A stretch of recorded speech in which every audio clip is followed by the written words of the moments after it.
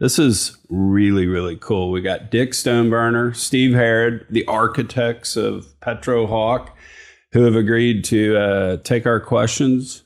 Not so much of our abuse, but just take our questions. And so, how'd you two guys meet? Do y'all remember that? Yeah, I do. This is 1999. I was working for a very small microcap public company called Middle Bay Oil in Houston. Oh, I remember that. Some property along the Gulf Coast and, a little bit in West Texas. And, doing okay, but 99, gas went to $1, oil went to 10. It wasn't the greatest time. Company was, stalled out, kind of needed more equity, needed something if things were going to stay bad. And someone we knew introduced us to Floyd Wilson, who had sold Hugoton and was in the process of starting a new company with in-cap backing at that time. And it was like $20 million backing. And this was the first time in-cap had done a deal where they backed a manager that didn't have properties yet. So this was like the very beginning of the whole PE. And the intent to go public. Yeah, with the intent to go public. And they wanted to go public, which was not their style at all at that time. But Hugoton had been public. He had sold it to Chesapeake in 97 or 98 and was starting over. And through a guy named J.W. Brown, who I'd known from the past life, introduced us to Floyd. And we started talking during the summer about a recapitalization in Middle Bay with their capital coming in. And it took 2 or 3 months to negotiate that. And that's where I met Dick and some of the other core team that Floyd was putting together. At that time, they were in Dallas. And we closed that deal in about August of 99, changed the name from Middle Bay to 3Tech. Oh, 3Tech, moved it to Houston. And at that time, I thought, when I met Floyd and everybody, because he was bringing his own group, I thought, and Middle Bay was small, like 10, 15 employees. I thought, I'll be out of a job in 30 days. He's got his own team, all that. We were together for 20 years, so you never know. Well, the team was not very substantial at that point in time. It was me and Floyd and an engineer by the name of Alan Nichols and a landman by the name of Mark Holt, and maybe an admin, but that was it. And so we did the merger, and we stayed there for a few months, but then moved to the next acquisition, which was Floyd Oil. And we talked about that a little bit at the last podcast, but that was a really, really creative transaction. That's the one that I told Floyd, I said, he wanted to move to Houston. And I said, let's not move to Houston until we actually have a company. I don't know that I want to move my family down there on a lark. And he said, okay. And that's when we got the Floyd Oil transaction, which again was just a very creative opportunity that Floyd created. I mean, just by talking to Alex Floyd and convincing him he'd be better off with a bunch of mailbox money and sell the company to us. And it worked out well. Well, you know what was crazy back then that I don't know if people appreciate today, but I mean, it was a real tool to be a public company and have stock that you could give to folks. And a lot of the great success stories were exactly that. I have public stock. You're better off with my public stock than owning those assets. And so, as crazy as it sounds, Floyd's sitting there saying, let's go find a small public company so we can go acquire stuff. Well, that's how you turn $5 million into $350 million. Yeah. Because that's your currency and you have the ability to attract sellers with that currency, along with some cash and debt, whatever. And they can buy in, they can buy into the upside. Yeah. Yeah. Well, and that's how we convinced the Middle Bay management, because they were going to have a different currency. Their currency was not worth much as their public company. But then Floyd, again, convinced John Bassett, who was John Bassett. Yeah. I hadn't heard that name. A good guy. Good guy. Yeah. It was a good group. From Mobile. Yeah. Yeah. But you were the only one, Kelly, came over. Yeah. But I think, was anybody else come over from Middle Bay? Not for long. Yeah. But anyway, that's how that started. And then, we had 3Tech for about, 3 years and sold it to Plains in 03 to Jim Flores. Okay. Which was an interesting transaction in and of itself, but a lot of fun. So I had a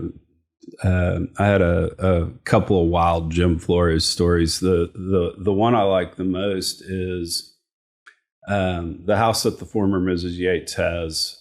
We bought from Paul Van Wagenen. Remember the old CEO of Pogo who recently passed away? Yeah.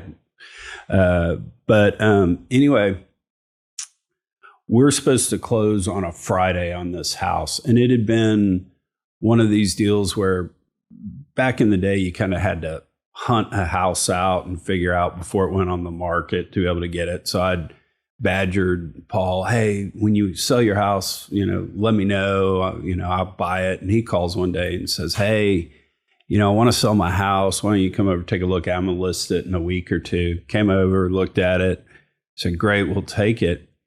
And he was building a house in River Oaks, and his house just got delayed. So we basically had a handshake deal for about 10 months. Wow. And I was like, hey, I'm fine. We got a nice house. Everything's great. We still want to buy your house. We're there. So we show up to close, and we show up, and there was something wrong on a credit report of mine that was causing the insurance company an issue. Long story there. But anyway, we got all that sorted out, but we're just sitting around chatting. And he made an offhand remark about, I've just been signing documents all day. And he talked about being in Hugh Litke's old office at Pennzoil. Mm-hmm. And I went, holy cow, he just sold Pogo to Plains. He didn't have to tell you. Yeah, I was like, I figured this out. And so Monday it was announced that Pogo was being sold to Plains. Wow. Yeah, that was. We have a bunch of Flores stories, but I don't think we need to bog down the podcast telling funnies on Jim. He's a good guy. He's one of the unique personalities in our business, no doubt. Which is, which is great. Wake him up. Wake him up. Yeah. So one last Flores story, but and then we'll get to folks' question. But I had just joined Kane Anderson. Maybe I'd been there a year. Still kind of new to the world at Kane Anderson. And I don't know if you remember, but it used to be Plains Resources, and it owned the GP interest of Plains All-American. Right. And they were all together. And no research analyst could figure that out. I mean, they would... Greg Armstrong was the CEO. Greg Armstrong was the CEO. And nobody could figure it out. Like they would consolidate the debt on the balance sheet and subtract that out for the valuation. And we kept saying, well, the units of Plains All-American already account for the debt. And anyway, it was just a mess. So we were like, we got to separate these two companies. And basically went to Greg Armstrong and said, you got to choose one or the other. Which one do you want? He said, I want to run the pipeline company. And so we brought Flores in to run the oil and gas company, Plains Resources. And anyway, we're having so split, and so we're having this big board meeting about all of it. And I asked the single dumbest question I have ever asked in my life. I mean, I knew, when you just say something, you realize right at the end of it, you're just like, I have messed that up. This is so embarrassing. The NCAP guys are in there. I mean, I think Zorich and Marty are in there, and Bob Sinat, Kane. I asked the single stupidest question. And Jim goes, Chuck, stop. And I just thought he was going to let me have it. And Jim goes, Chuck, I know exactly what you're doing. You went from here to here to here. I did the same exact thing. Here's how I got comfortable with this, blah, blah, blah. You were so right to think there, but I think we're okay because of this, this, this. And everybody's like, oh, good question, Chuck. Wait to think. And Jim looked at me and he winked. And if he'd I saved your ass. And so he's thinking you owe me one now. Totally. If he would have called and said, you get my firstborn, I'd be like, sorry. Yep, there you go. So yeah, Flores is a character. Yep. All right, let's jump on here and see some questions. We've got, so I don't see a name on here, but somebody said they actually worked for Petrohawk in the Tulsa office for nearly 4 years in the land department under Jack Keenan and Weldon Holcomb. Yeah. I've got a Weldon Holcomb story. We all do. But just an amazing culture they created, a culture that really had everybody rowing in the same direction. Always treasure my time there and experience. I had Talk about culture. How'd you guys do that? I'll start, and again, I give the credit to Floyd because we had such a flat organization. Everybody, basically did their job alongside. You did your function, but Steve did his function, and others did their functions. But there was no hierarchy. I think we were all just, again, rowing the boat together. And because of that culture that Floyd created of a very flat organization, that translated to, once we became sizable and we had that Tulsa office, which, ended up developing the entire Haynesville asset, I think that culture rubbed off on the Tulsa office. And they in turn had a very flat organization that was very, very successful in developing the Haynesville. Steve, add on to that. Yeah, no, I think that's right. It started with Floyd and his vision and his style, but it was all for one for all. And Floyd was never, some CEOs they talk about, it's always my or I. Right. Floyd was always we, and always gave everyone else the credit. And that was all part of the culture and part of the way things were done, and everybody worked together. There was no rivalries between departments and people pointing fingers at each other when things didn't go right or whatever. It was all about getting the job done. And we had a structure, everybody all the way to field people, where everyone had options or restricted stock, so everyone had equity in the company, and that was purposeful to motivate everybody to think about company success, not just, getting a paycheck or keeping your job or whatever. It was all about everyone having the right mindset. And that was from the beginning, and it worked great. And we had a lot of fun. Yeah. I mean, that's, the thing about the upper management between me and Steve and others, it's not all work. We had a lot of play, and people enjoyed that. When you work hard, you work hard. We play hard, you play hard. Yeah. Yeah. And we did a lot in a short period of time, but it was fun while we did it. Yeah. And we were just doing it. It was unique. Yeah. No, that's cool. That's cool. All right. Give me one Weldon Holcomb story. I'll start with mine so y'all can think just a second. So my business partner, Mike Hines, for 20 years, great dude, former Noble Soul, former Exxon. And he was a young engineer at Exxon. And I believe Weldon came from Exxon. Yeah. Very Exxon. Very Exxon. And Weldon was Mike's boss. And Mike is out in the middle of nowhere, Louisiana, and there's a blowout happening on a well. And this is, the Exxon rule was you wouldn't work on a well unless it was daylight. You couldn't do night operations back at that point. And so Mike's sitting there with a well that's a mess. And he called Weldon, and he's like, "Weldon, what do I do?" And Weldon said, "Well, if you lose the well, you're fired," and hangs up. Sounds like Weldon. That's pretty much right on. Yeah. What I would say is that, Weldon, we inherited Weldon. He came from the KCS culture. And this is not a knock on Weldon. If he was sitting here, I'd tell him the same thing. We had to kind of mold him into becoming a Petrohawk manager. He was kind of a hard ass. Yeah. And he had a group of engineers, and mainly engineers, landman geologists, but he had a really, really strong group of engineers. And I was basically Weldon's boss because I was chief operating officer at the time. And so Weldon and I, we had to get on the same page. And sometimes that wasn't easy, but I would tell you that, again, that because Weldon adopted a lot of the Petrohawk culture, along with his Exxon culture, that he didn't all of a sudden become jovial overnight, even though he could be. But he could also be, very stern. Not me. I was not that guy. Yeah. But he kind of was, but he kind of wore both hats. He was the stern taskmaster of that office, and it was very effective. But he also developed some Petrohawk culture along the way that I think added to the success. So the guys could respect him for both of what he was, being a Petrohawk kind of guy, but also being an Exxon kind of guy. Yeah, I'd say that's right. And we as we grew over time and made acquisitions and took people, people joined from other organizations, they picked up the Petrohawk way or whatever. But, we learned from from what other people did too. We didn't have the whole crystal ball on how to do things. Yeah. That's the one thing that is maybe somewhat underappreciated in our industry, but maybe not. It's really impressive to be trained at Exxon. Yeah. I mean, for all their faults and whatever we want to say about them, I mean, it's really impressive. Have you guys been out to the new campus? Never been on it.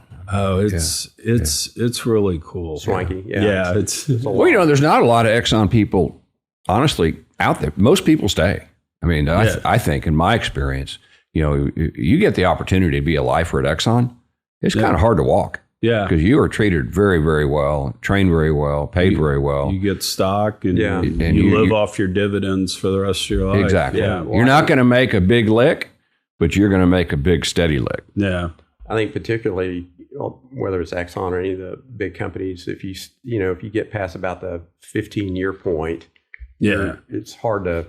Why would you walk from that? Yeah. No, that's totally right. All right. What advice would you give a young person starting their career? Work hard. Hard work can overcome most everything. Ask lots of questions. Try to keep learning every day. Meet as many people as you can. And, don't be afraid to take some risks sometime along the way. Yeah. I like the take risks thing because I'm a firm believer in you never regret the risk you take and fail, but you always regret that you didn't take it. My, because my daughter Sarah's friends with your daughter, and Sarah was really wanted to go to Duke, and she was thinking about where to early decision. And for some reason, Duke just doesn't like Episcopal High School in Houston because Episcopal 30 years ago had problems, and Duke hasn't gotten over that. So Sarah's like, I don't know if I'm going to get in. Do I really want to use my early decision? And I was like, no, try to get into Duke. And if you don't and you fail, go to North Carolina and then just be really successful, buy every billboard around Duke and paint it Carolina blue and, whatever. So, to both of those points, I really kind of live by a motto that I think is saying the same thing, and that you miss every shot you don't take. And again, being a geologist, you're going to fail a lot. I was, as a kid, I thought I wanted to be a meteorologist. I was always fascinated with the weather. My dad was he's a geologist, but he taught me about the weather and all. And I like to joke as I got into business. I said I chose geology because meteorology and geology, the only two professions you can fail at half the time and still be successful. Still be good. Yeah. But that's it. I mean, you're taking shots. I think we ought to drill over there, and you're drawing a map and the map's wrong, but you drilled it and failed. But you go get up and do it again. Ted Lasso, be a goldfish. There you go. Yeah. All right. Starting a company today, what would you do, Steve? And maybe in terms of saying things you do starting your company today, are there things maybe that you would have done differently than Petrohawk? Good question. I think, you gotta have an idea where you want to be, a certain basin or two, where you have some background and know something about it. It'd be hard to go in just totally cold somewhere. And you got to look at a way to get in. It's different now than early days Petrohawk and early Shale.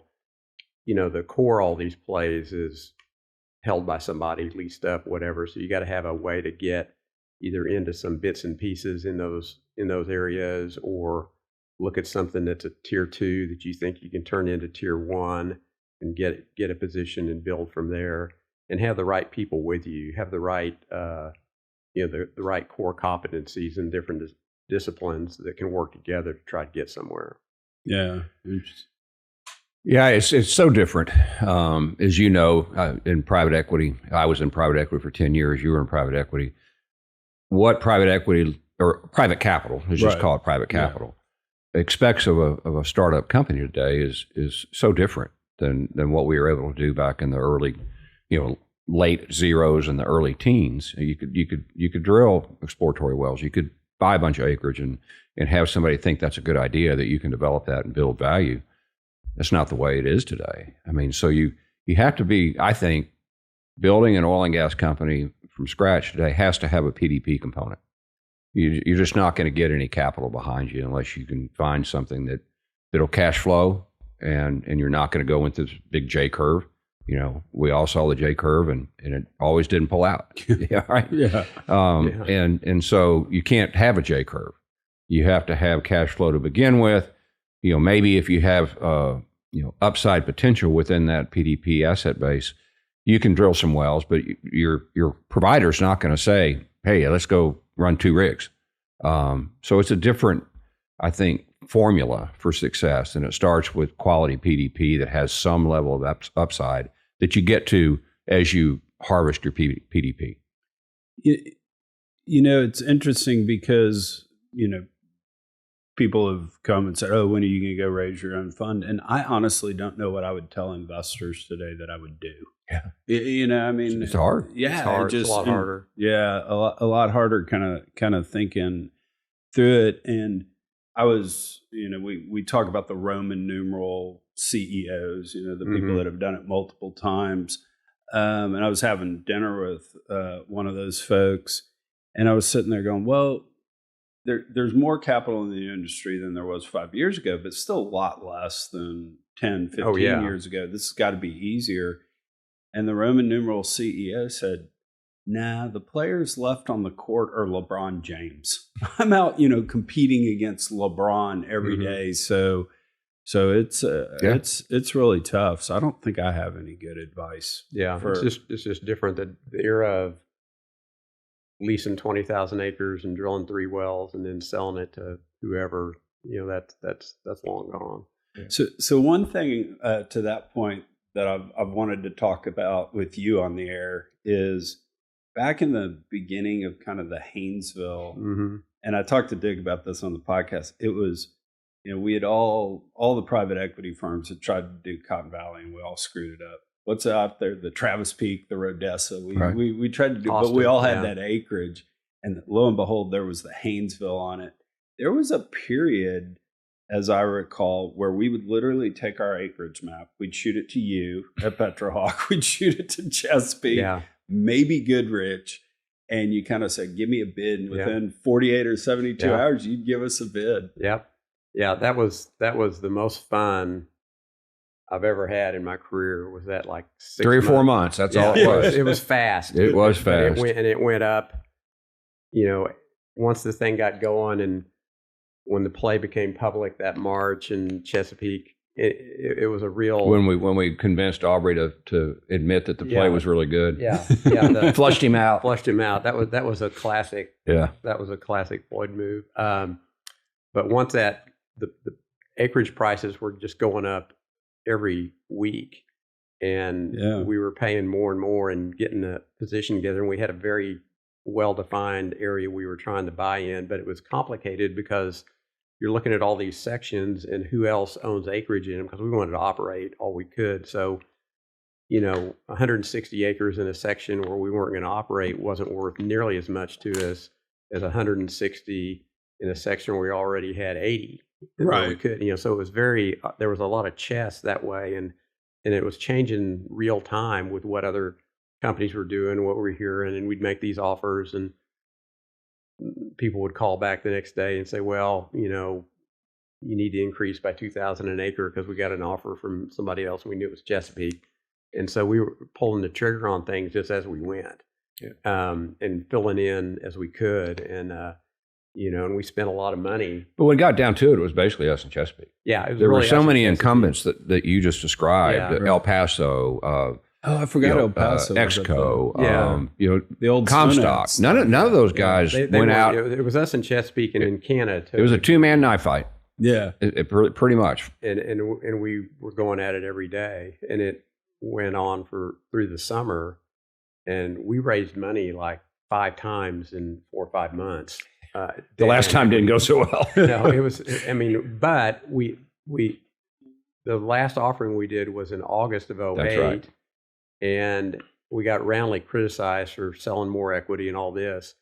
But it turned out to be really critical because a month later, the financial crisis hit, Lehman went down and all that. And so a month later, the capital markets completely closed for several months. But we were restocked. And we were restocked. And so that let us carry through all of that. I mean, and so when the financial market, when that happened, the price of acreage in the Haynesville went from 30,000 to zero in about 2 days.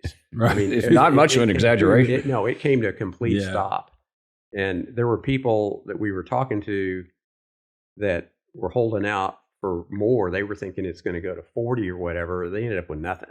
Yeah. I mean, it when the door shut, it shut quickly. But it was great. And we started, we had a position at Elm Grove. 30,000 acres, 30,000 thereabouts. acres. And again, being, in the game gives you chances. It turned out to be, right in the core. And we added 250,000 Right. acres to it in 4 or 5 months. That's right. Ended up about 300 plus. We ended up with over 300,000 acres. So and did it all quickly. Yeah. It was, we were running. We spent $1 billion We in spent 3 months. We spent $1 billion. I mean, I think That's we were before we ever completed a well. Yeah. I think we were literally just selling stuff to you under an assignment. I don't even think we were doing PSAs. Yeah, a lot of It was- them, the smaller things would be an assignment. Some were PSAs. Yeah. It just depended on what it was. But yeah, we spent $1 billion before we had our first operated well online. And that was, Floyd, with the backing and knowledge of our technical team, pushing the chips in and going for it. Yeah. And but you had to it was all, if you sat around and waited 6 or 8 months for results on everything, and you couldn't study it for 6 or 8 months. There wouldn't be anything to do to get Well, it and that's the public knife fight in the Haynesville. And then we went down to the Eagle Ford at the exact same time. at the same time, And bought 160,000 acres for totally under the $40 radar. million bucks or Yeah, something for not- like not- that. not It a wasn't lot. very much. Because what were the failed plays down there? It was the Wilcox, right? People. Well, you're in between the people were Wilcox. trying to do the Wilcox It's really or no man's land. Okay. You're down dip from the Cretaceous, the Chalk, Eagle Ford, or Edwards, all of that. Yeah. But you're up dip from most of the Wilcox. So we were in an area that there were a few scattered Wilcox fields and a few scattered Chalk wells where we were in that Right. Haynesville or Hawkville area. But really, it was, other than the fact that they had very astute attorneys that pretty much required a quarter. So we really didn't get many leases better than a quarter, but we didn't have to pay very much.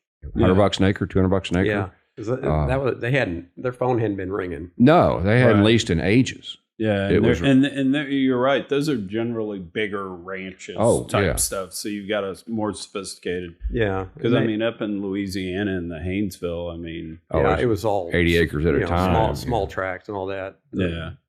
The Hawkville area, bigger ranches, and they had CDCs and all that, but still cheap on the front end. Yeah. So my favorite story during that is we had a company called Caddo, and we drilled probably 12 really crappy Cotton Valley wells, and we maybe were going to get a third of our money back, one of those type deals, and unfortunately this was just tagged right on my forehead. That came, Haynesville pops up, and we do the drill, and we wind up selling to Goodrich, who made the highest offer, and they wanted to pay us in stock. So we took the stock, and we were going to take the stock and immediately go sell it into the market. I mean, I had the traders at Kane lined up to go do this, and their Vincent Nelkin's attorney went on vacation. So we closed the deal, we get this stock, but they hadn't done the filing. Now, under the agreement, they had 2 weeks to do the filing, but Rob Turnham and I are sitting there talking about it. Now we're going to have that filing right in place. You can go do it. And V&E attorney's gone. They can't do it. I mean, I'm hitting the roof. At this point, we're getting about 60% of our money back. And I'm like, this is the biggest win ever. Press release comes out, pops, all that. Goodrich stock price triples. And we made 1.2 times our money on that deal. And so, because we had to hold the stock for 3 more weeks. Yeah. And it ran. I was like, take your time on that filing. we're all good. Okay, somebody asked, any favorite memory from your time at Petrohawk? Yeah, I'll give you one. It's we're flow testing the first Eagle Ford well. It's October 9th, 2008. I'm walking into the Cotton Bowl for the UTOU game. And so I'm walking up to the stadium, 10 o'clock. It's an 11 o'clock game. It's early, 9:30, something like that. I got 3 of my buddies with me. And all of a sudden I get the first flowback report. And, shit, it's already making $1 million a day or whatever it is. And I called Floyd, sent him a note, whatever. I said, Floyd, this is looking pretty good. And we're PG-13 here. Yeah. So Floyd says, you can be R-rated. Well, can I have a boner yet? I said, no, I think it's a little early to have a boner. Well, let's wait a little bit. Oh, that's awesome. So then we continue to get, flowbacks throughout the course of the game. And by the end of the game, it's making $5 million a day or whatever. And we know we've made a commercial discovery. And I report back to him, and he asked me the same question. And I said, yeah, I think it's about time. You go ahead and get that boner. Full-on porno boner. Yeah, go all about it. I would say, well, we had so many good memories and good times with Dick and Floyd and everyone. But for me, it'd be the day we signed the BHP sale. Yeah. That was, with our group, we sold for $38.75 a share, and forever that'll be known as 38.75 day. Yeah, August 11th. Yeah. That's really cool. Well, that's closed. That was closed. July 14th when we signed. Yeah, and that was the culmination of 8 years of work. Yeah. To get to that point. Yeah, that's really cool. I remember I joined Kane at the end of Energy Fund 1, raising Energy Fund 2. And Energy Fund 2 was 2002 that we raised it. So we literally deployed the whole fund. It was $240 million. We deployed the whole fund and monetized the whole fund in less than 5 years. Hit carry. And we sold our Bakken company, Lyco.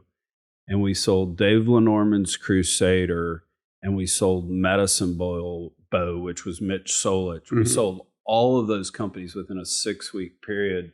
So all that money came in, we hit the carry, and we got big wires. And I remember, this was back before you had apps on your phone. I drove to the office 4 or 5 times that night just to go pull up my computer so I could look at my Kane account to see the money in it. So I remember that was cool. All right, this is a really good question that I like to ask, and somebody's asked it. What innovations do you see on the horizon for the next 5 years that maybe get you excited? I don't know if it gets me excited, but I think the future growth from the shale industry, which is really the only place to get growth in the United States, right? Yeah. We're not going to get growth from onshore, conventional exploration and production. I think it's developing some sort of enhanced recovery in the shales. There's just too damn much oil left. And I'm not even remotely qualified to say what are the 6 options available to the industry to try and, have that happen. Exxon's already alluded to it. What was it within last year? They kind of teased the market about things they're working on. We're going to double recoveries. And it's all due to. That's why we're buying Pioneer. Yeah, mm-hmm. we're gonna, and I believe them. I mean, if anybody can do it, they can do it. So we're back on. Okay, cool. You guys just missed the best story. if Dick will tell it again, I'm all for it. I think it was hysterical. You want me to go now? Yeah. Well, I don't know where we cut off. But I did, tease the whole story about me and Floyd and his use of the term boner, right? Which we all obviously know what I'm talking about. And so we make a discovery, and now we've got to file for a field name with the Railroad Commission. And so we kind of have a contest and submit names for the fields or the field. And we had the Fayetteville and we had the Haynesville. Right. And so there was a reason to believe we'd follow that terminology of the vills. And Floyd came out and said, why don't we just call it Bonerville? That's great. My story, Hawkville became the compromise choice. After further discussion. Well, my story like that is, we've morphed into an AI enterprise software company. Our first client's NOV. We've got an installation at ProFrac, and other folks are starting to use this. And so there is an element of we need to grow up and not be podcast bros and all. So my running joke is I negotiated a fuck ban on Twitter with Colin. So he's not using that word anymore. So right. We're gonna do it. So what happens in Shale? Is the consolidation over? What do you think happens there? No, I don't think so. Yeah. I mean, the big names are starting to tumble in. And I can't even think off the top of my head. You're not going to have Chevron and Exxon merge, obviously. There's a handful of people that form the top of the pyramid.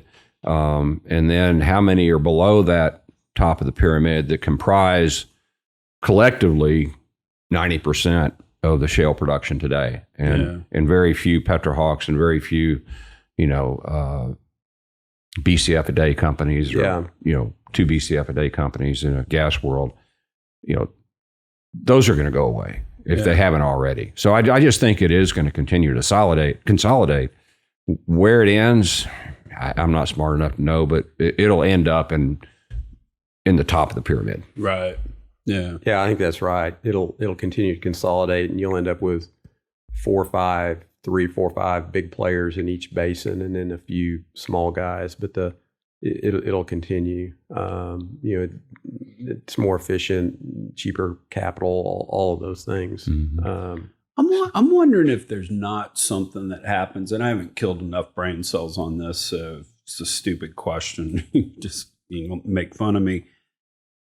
And I'll give you the example. So we back at Kane, one of our largest holdings was Kraken, the Bakken players. And they have been up there since, I want to say, I think Bruce and Brad, before they started Kraken, had been, so let's say they've been up there since 2005, 2010. Yeah, easy. Yeah, it could have been before. Long time, drilled a lot of wells there. Had the same team together that's drilled, I think, more wells than anybody else in the Bakken. And what's interesting is they have locations that they can drill and make a 40% rate of return on. And you're like, okay, well, we can sell that at a 20% rate of return, make a lot of money. And every buyer's like, we can't drill for what you can drill for. Mm-hmm. And so there is this kind of disconnect in that Exxon and Chevron and everybody can buy up all the acreage, but they still drill for $2 million more per well. And so I don't know if there's but their cost of capital is a whole lot less too. So the delta between your cost of capital and the rate of return may not be that different. Yeah, it's kind of like the BHP when they bought it. Cost of capital is 3%. That super cheap cost, and it costs them more to do everything. Okay. Of course, they failed miserably at that example of being able to execute with any competency and cost efficiencies. Right. No, that's an interesting point. I hadn't really thought of that.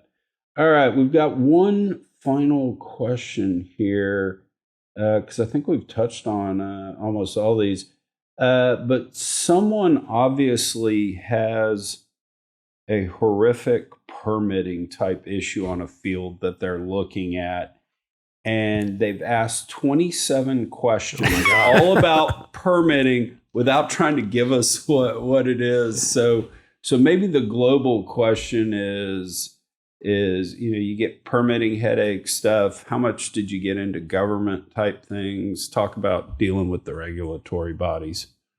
Well, I'll start from just operational. He's probably not talking about getting a well permit, but even getting a well permitted in 2008 versus getting a well permitted in 2025 is a lot different process.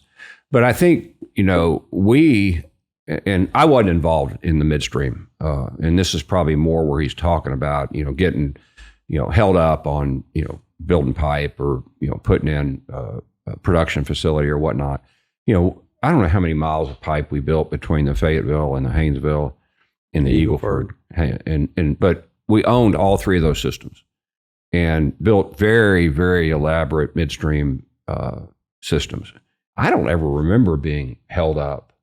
Of course, I wasn't involved. Not in any meaningful way. You were probably more involved than I was. No, we got out ahead of it all. And of course, a little bit different era, but we were able to get all that done. And I will say, and we knew it at the time, since Petrohawk, I've worked other basins, other states.